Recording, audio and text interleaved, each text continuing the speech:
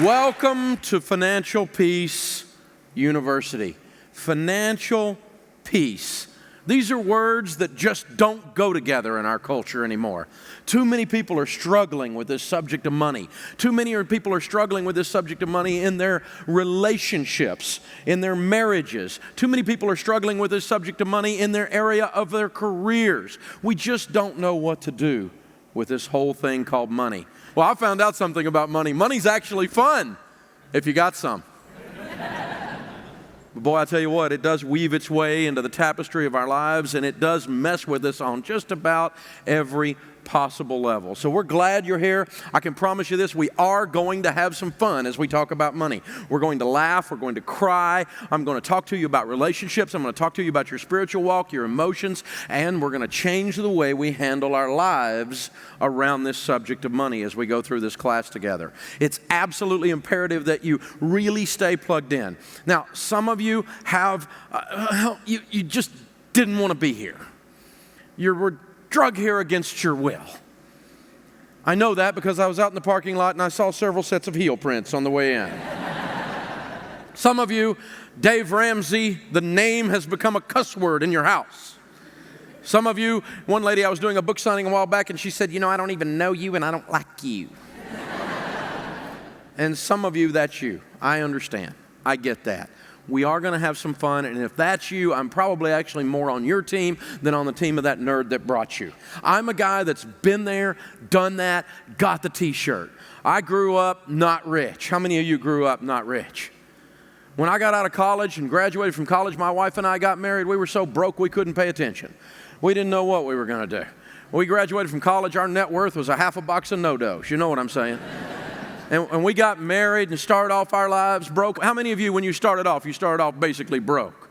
You know what I'm talking about? We ain't got money, honey, but we got love. And it's a good thing, too, because we ain't got no money. Well, that's how we started out. And I started buying and selling real estate, and I got rich, at least by a kid from Antioch, Tennessee standards. I ended up with about $4 million worth of real estate, starting from nothing by the time I was 26 years old. However, I had done some dumb things. Nothing immoral, nothing illegal or anything like that. I didn't steal from anybody. I didn't lie to anybody. I was just stupid. I borrowed too much money. And our largest bank got sold to another bank. And then word got out on the street that Dave was in trouble, and another bank got sold to another bank. And they started calling our notes. And we spent the next 2.5 years of our life losing everything we owned. We were sued.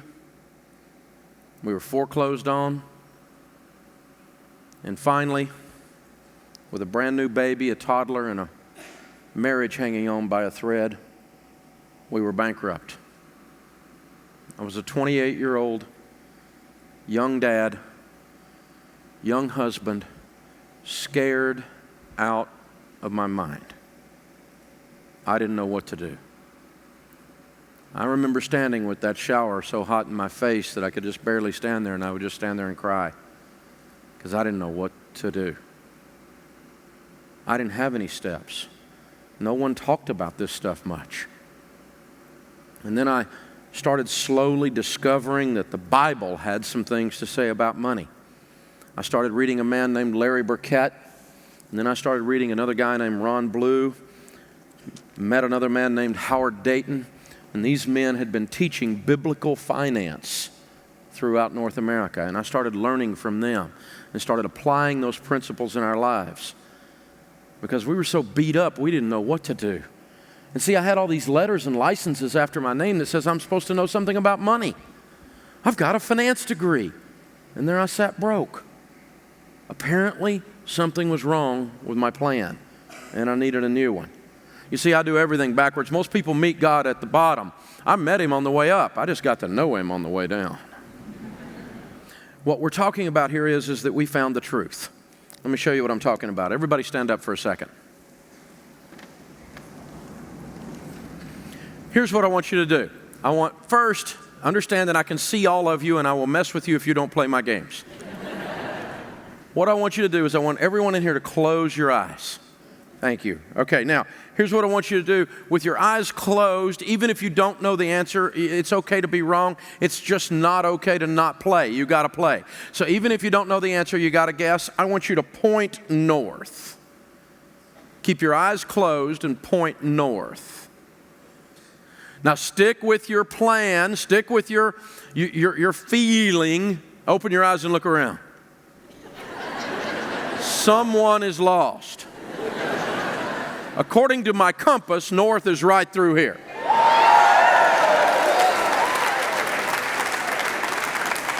Now, I won't point him out, but one guy was pointing this way and he did a little cheerleading move. Everybody have a seat. The point is that this is the truth.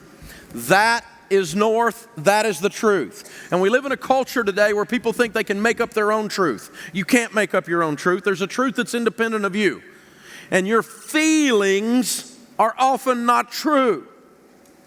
Some of you went with your best feeling. You had no idea, and you launched off going south. If you want to go to Canada, this is the direction. You can get there this way, but it's the long way around.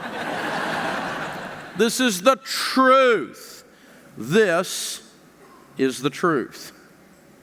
And to the extent that you are not lined up with your compass, you're what's known as lost. And you're going to bring pain to your life, and you're going to bring shortage to your life, and you're going to bring problems to your life. I know. I've lived that. So, how you feel really doesn't matter. And we have to remember that it's about choices. Personal finance is about 80% behavior. It's only about 20% head knowledge.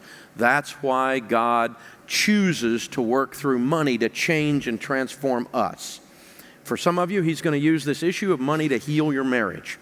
For some of you, He's going to use this issue of money to put discipline in your life in a place and in a way that you never dreamed you would see it.